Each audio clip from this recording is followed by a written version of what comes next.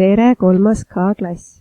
Palun ava oma õpik lehekülgedelt 72 ja 73. Täna räägime sellest, kes on meie esivanemad. Igal perekonnal on oma lugu ja aarded.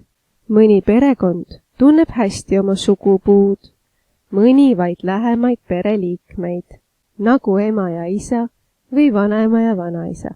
Meil kõigil aga on oma perekonna ajalugu, olgu see pikk või lühike.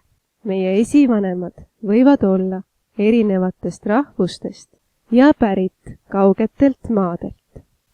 Neil võivad olla erilised nimed ja huvitavad mälestused. Meie esivanemad on üle elanud nii raskeid kui ka põnevaid sündmusi. Kui küsid oma vanavanematelt, milline oli nende lapsepõlv, on see sinu elust väga erinev. Üheks võimaluseks oma perekonna lugu rääkida on sugupuu. Nüüd kuula palun õpetaja Mairet ja uuri Mardi sugupuud. Sugupuu. Täna avab Mart jälle laeka. Seekord võtab ta välja punase paelaga seotud paberirulli. Põnevusega rullib ta selle lauale lahti. Puu, samasugune nagu kaheharuline tamm Järvesaarel. Ei, mitte päris. Sellel puul on Mardi esivanemate ja perekonnaliikmete nimed. See on vist sugupuu.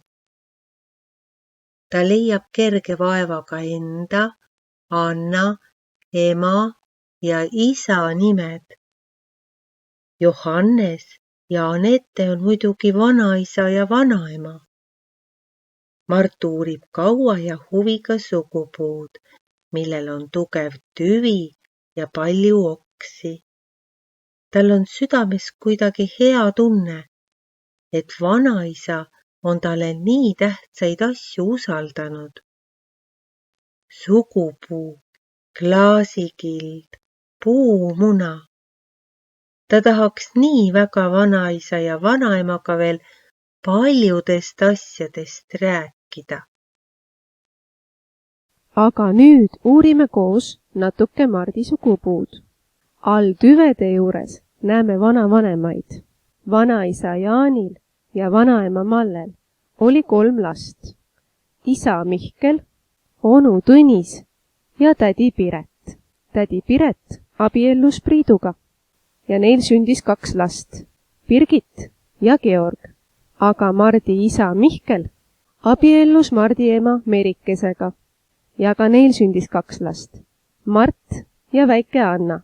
Ja näed siin all ka mõnda küsimust. Näiteks, kes on Piret Mardile? Piret on Mardi tädi.